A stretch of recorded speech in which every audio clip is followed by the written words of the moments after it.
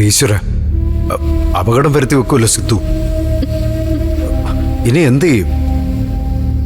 എന്താ മനോഹരേട്ടാ, എന്താ പ്രശ്നം? ഓ, പ്രശ്നമൊന്നുമില്ല. പ്രശ്നം ഉണ്ടെന്ന് എനിക്കറിയാം. എന്നോട് ഒളിക്കുന്ന എന്തിനാ? ദേവിക എന്ന് പറഞ്ഞാൽ തന്നെ ഇപ്പൊ പ്രശ്നമെന്ന അർത്ഥം. എന്താ നീ പറഞ്ഞേ? നീ ഒന്നോടെ തെളിച്ചു പറഞ്ഞേ. അല്ല, ദേവിക ഇരിക്കുന്നിടത്തൊക്കെ പ്രശ്നങ്ങൾ വന്നോണ്ടിരിക്കുകയല്ലേ? അല്ലെങ്കിൽ ദേവിക ചെന്ന് കൂട്ടിക്കൊണ്ടുവരും. ഇത് ദേവികമ്മയുടെ പ്രശ്നമല്ല. പിന്നെ സിദ്ധു ഇന്നലെ വീട്ടിൽ നിന്ന് ഇറങ്ങിപ്പോയി. പോട്ടെ, അതിനെന്താ? ഇതുവരെ തിരിച്ചെത്തിയിട്ടില്ലെന്ന്. തിരിച്ചെത്തണ്ട, അതിനിപ്പോ ഇവിടെ എന്താ?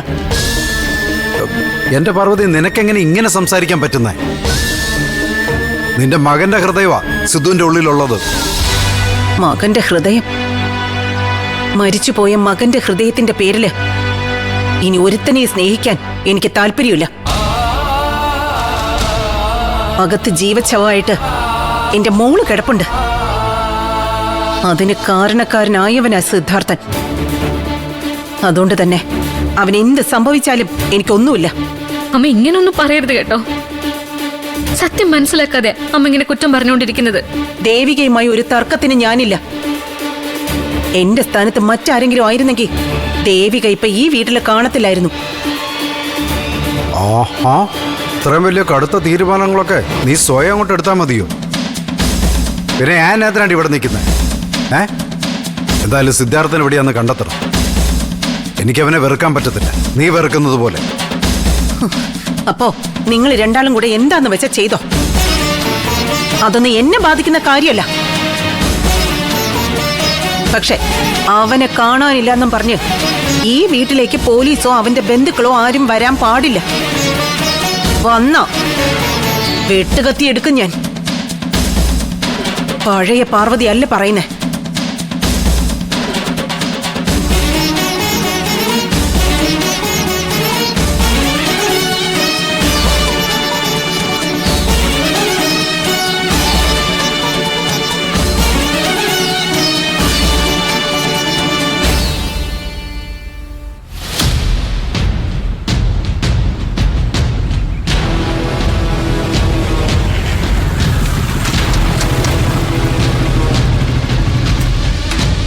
നിത്യക്കുട്ടി, നിത്യക്കുട്ടി, നിത്യ, നിത്യക്കുട്ടി, നിത്യക്കുട്ടി, നിത്യക്കുട്ടി. ശരത്തെ, നിത്യക്ക് വിളി കേൾക്കാൻ പറ്റത്തില്ലെന്ന് എനിക്കറിയത്തില്ലേ? പിന്നെ എന്നാത്തിനാ വിളിച്ചു പോകുന്നേ? അയ്യോ, പെട്ടെന്നങ്ങ് മറന്നു വെച്ച. എൻ്റെ ഓരോ ഹൃദയടിപ്പിലും നിത്യക്കുട്ടിയല്ലേ ഉള്ളത്. അതാ ഞാൻ. ഓ, അല്ല, ഇത്ര ആവേശത്തോടെ ശരത്ത് മോൻ പാഞ്ഞു വന്നതിന്റെ കാര്യം പറഞ്ഞില്ല. അമ്മേ, മുത്തശ്ശി, അറിഞ്ഞോ കാര്യങ്ങള്? എന്താ ശരത്തുമോനെ? രണ്ടാം പ്രതി നാട് വിട്ടു. ഇപ്പൊ ബാംഗ്ലൂരിൽ നിന്ന് സിന്ധയ്ക്ക് വിളിച്ചായിരുന്നു എന്നെ. രണ്ടാം പ്രതി? അതെ അച്ഛാ, ആ കള്ള വക്കീല് സിദ്ധാർത്ഥൻ നാട് വിട്ടെന്ന് ഇന്നലെ രാത്രി. ആ, അങ്ങനെ പറയുന്ന കേട്ടു. വീട്ടിൽ നിന്ന് ഇറങ്ങിപ്പോയിന്ന്. അയ്യോ, വീട്ടിൽ നിന്ന് ഇറങ്ങിപ്പോയതൊന്നുമല്ല, പേടിച്ച് നാട് വിട്ടതാ. അല്ലെങ്കില് ഇന്നലെ രാത്രിയില് അറസ്റ്റ് നടന്നേനെ. അറസ്റ്റോ? എന്തിനാ?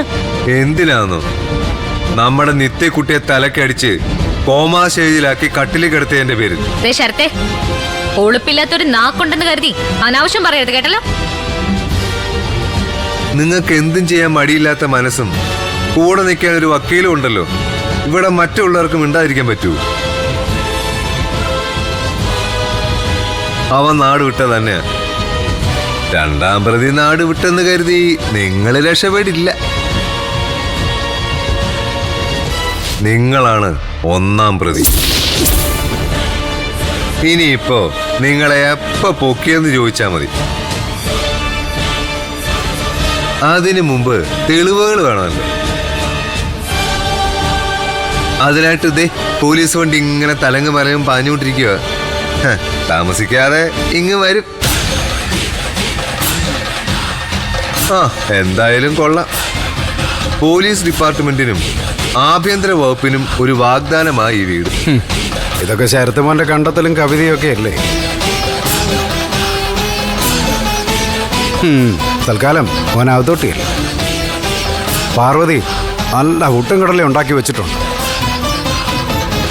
അതെടുത്ത് മുണങ്ങിയിട്ട് അവിടെ നിത്യമോടെ എടുത്ത് പോയിരുന്ന് കരയെ. സംഭവിച്ച എന്താണെന്നും ആരാണ് പ്രതിയെന്നൊക്കെ കണ്ടുപിടിക്കാൻ ഇവിടെ അധികാരപ്പെട്ടവരുണ്ട്. അല്ലെങ്കിൽ നീ ഇതല്ലേ പറയൂ. സ്വന്തം തല പോകുന്നത് വരെ മരുമോളെ ന്യായീകരിച്ചുകൊണ്ടേയിരിക്കും. അവസാനം ഇവള് നിന്റെ തലയും വെട്ടി ഒരു ബാഗിലാക്കിക്കൊണ്ട് അങ്ങ് പോകും. പറഞ്ഞില്ലെന്ന് വേണ്ട. ഓ, വിലപ്പെട്ട ഉപദേശത്തിന് നന്ദി. അമ്മയല്ലേ, എന്നാ വേണ്ടെന്ന് എനിക്കറിയാം. അല്ല മുത്തശ്ശി, എന്റെ ഇപ്പോഴത്തെ പേടി എന്താണെന്നറിയാവോ? നിത്യക്കുട്ടിയുടെ ഉള്ള ശ്വാസം കൂടി ഇല്ലാതാവുമെന്ന. എങ്ങാണ് നിത്യക്കുട്ടിയുടെ നാവ് പൊങ്ങിയ കോടതിയിൽ ഇവർക്കെതിരെ സാക്ഷി പറയുമല്ലോ. കണ്ടോ കണ്ടോ ഇവരുടെ മൂഡ് സ്വിങ് ചെയ്തോണ്ടോ? ഇവർ എക്സെൻട്രിക് ആയത് കണ്ടല്ലോ എല്ലാവരും. ഇതാ ഞാൻ പറഞ്ഞത്. ദേവികയോട് ഞാൻ പലവട്ടം പറഞ്ഞതാ ഇവിടെ കയ്യാങ്കളി നടക്കില്ലെന്ന്. നാട്ടിൽ എന്ത് പ്രശ്നം ഉണ്ടായാലും അതെല്ലാം ചുമക്കേണ്ടത് ഇവിടെയുള്ളവരാണോ? അമ്മേ, ഞാൻ ന്യായീകരിക്കാൻ ബുദ്ധിമുട്ടണമെന്നില്ല. അമ്മേ, പുട്ടെടുത്ത് വെച്ചോളെ. ആ 2 പപ്പടം കൂടി ഇരുന്നോട്ടെ, ഒരു ഭംഗിക്ക്.